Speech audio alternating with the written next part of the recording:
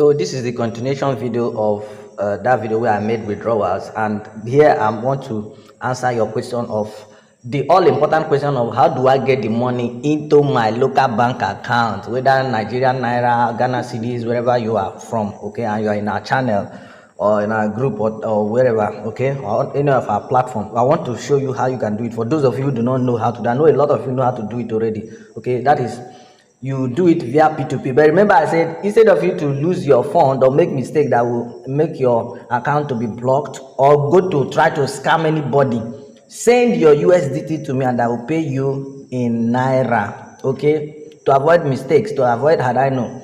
But if you know you can do P2P, you can navigate it, and you have a verified exchange account and you have set up your account, then this is how you go about it. First and foremost, you need to have watched the videos I made earlier on how to set up your account, on how to link your bank account, and also set your transaction password. I did it across different exchanges, about 3 or 4 different exchanges that I used as example. So you need to have set all authentication, including if that exchange requires you to link your phone number, because they might decide that you authenticate your trading, your transaction via any of those medium, via any of those platform, okay. It can be Google Authenticator, it can be via your phone number, it can be via your email, it can be whatsoever authentication you have put in place for you to confirm your transaction, okay. That is it. I said you must have a verified account, you must have linked your bank account, which I've made a video on that. You must have also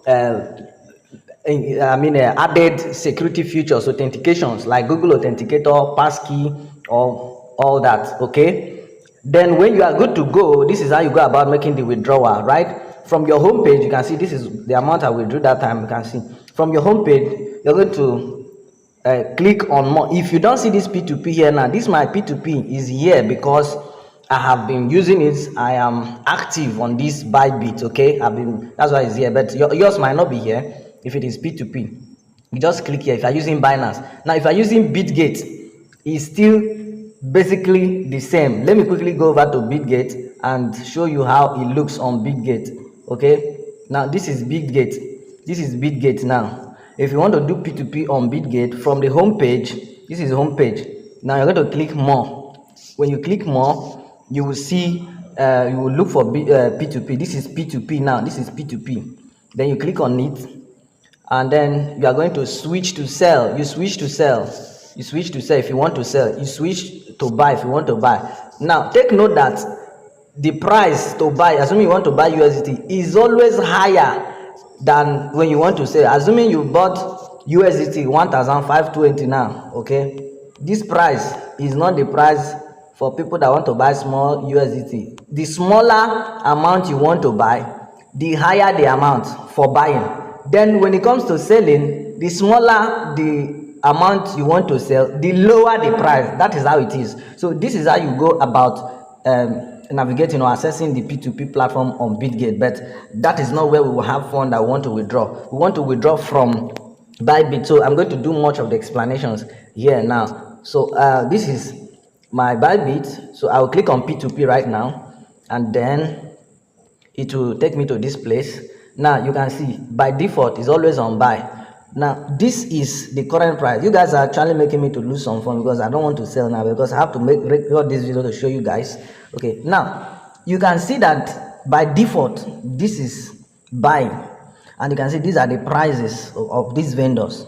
There are a couple of things you can do here. Now you can click on this funnel to filter, okay. You want ads or all these prices that show only verified advertisers, and also show only eligible ads. So you filter it, and then you check this. Now you click confirm. That way all the ads you have here are according to what you have filtered. Now you can see this is buy now. But do you just buy from anyone? No, these vendors, they have set upper limit and lower limit. For instance, now let's look for somebody who is online. You can see this person is online, Lizzy Gold. If you look very well, you can see limits 50 between. He wants to sell USDT worth $50, 50,000 naira to 280,000 naira. So if you are buying anything outside this range now, this person will not sell for you. If you click it, it will tell you that you are not within the limit. If you click it and impute, assuming you want to buy USDT worth 30,000 naira, you can't buy from this person. If you impute it, it will tell you that the limit is not okay. Let's just try it. Let's just click on this person now so that you see what I mean. I've clicked it now. Let me impute, assuming I want to buy 30,000 naira worth of USDT. 30. So you can see now the value is below the lower limit minimum of that person of 50,000. But as soon as I impute 51,000, you can see now it has alerted for me to buy. So that is it. Now, but then if you want to buy that 30, the lower you go, the price will be increasing. Are you seeing that the price is increasing now? You see that the price is increasing. The price is increasing until you get to somebody who is willing or who has placed an ad that is in line with what you want to buy. That is for buy. Now for sell now. Okay. Now when you want to buy, let me complete buy. When you want to buy and you find that person, you just click on buy. When you click on buy, you will impute your details. When you impute your details, the amount you want to buy, and this place will be highlighted for you. Then you click on buy and you see the person's bank details. You pay into the person's account and then the person will release your USDT that you have bought. But all of that is for buying. It's selling now because most of you want to sell. So having been here now, you click on sell. Click on sell to switch to sell. Then you still do that same filter. Okay, you click and filter. That's how I do, right? Now we will then look for, I have a total of $67. Okay, out of that $67 USDT, I want to withdraw 50 USDT. So I would now look for that 50 USDT should be around close to 80 or 80 something thousand. So I will just look for somebody. I cannot just pick this one now. For instance, if I pick this one now that the price is high, bit high, 1,595. If I click on it now, it has good rate. If I click on it now, you will see what it's going to tell me now. And the person's limit is between 500. Okay, let me just type in now. You can see. Let me type in what I want to. Let me type in $50. You can see what it's telling me. The value has exceeded upper limit, blah blah blah blah blah. So that is it. I cannot sell to this person. There is one thing that I forgot to say. Your phone has to be on. Let me go back. Click on assets. Your phone has to be on funding, okay, for you to be able to do P2P. If it's on unified trading, then you have to transfer it to funding. To transfer, you click on this transfer and then switch. Okay, if it's on unified trading, you then click here to switch. You can see from funding to unified. But then if your fund is on unified, you just click here to switch, and then you have from unified to funding, from unified to funding, and that way you'll be able to do P2P. But if you want to just send or withdraw via crypto withdrawal, then even if it is on unified trading account, you can withdraw. So let's get back to the P2P platform. Take your time to watch this video and understand it very well. So then let's do the filter again and continue with our video. So I will just pause the video and look for someone who is selling around 50 USDT to 100. All right, so I've just seen someone who is selling within the range. You can see now the price has really gone down. It has gone down. But this person is selling within 50,000 worth of USDT. I mean, he's buying, okay, from me to 766. So I'm just going to look at his rating as well. In the last 30 days, he has completed 1,633 orders. Then his rating is 96%, which is also cool. If you look close to his name, you see some of the verifications. So I'll click here, and then this place will appear for me. I will then impute the amount of USDT that I want to withdraw. Let's say I want to withdraw 51. Okay, 51, and that 51, this is the amount I'm going to receive, 79,000. Okay, now you can see showing bank transfer. This person accepts bank transfer. He accepts bank transfer. If you look here, you are going to see payment method. So I'm just going to click here. Okay, this is bank transfer. I will click here now. If I want to change my payment method, okay, the one, or I want to select anyone, I'll just click here, and you can see these are the bank accounts that I have linked already. These are the bank accounts I've linked already. So by default, it's going to be on the first one I added, but then I'm going to change it to OPay. So I'll change it to OPay. So I want to withdraw into my OPay account, right? See? When I click on OPay, you can see it OPay will automatically appear here, and then I'll click on confirm to show that that is the one I have chosen, and that is the account number that will appear to that person that will buy, and the person will pay the equivalent amount of this naira into my naira account. Now let me quickly show you my OPay account so that you see how much I have there. This is what I have there, so that when the money comes in, you are going to see that it has arrived. Then when I'm okay, I'll just click on sell. Okay, I'll click on sell. Remember, this is OPay now.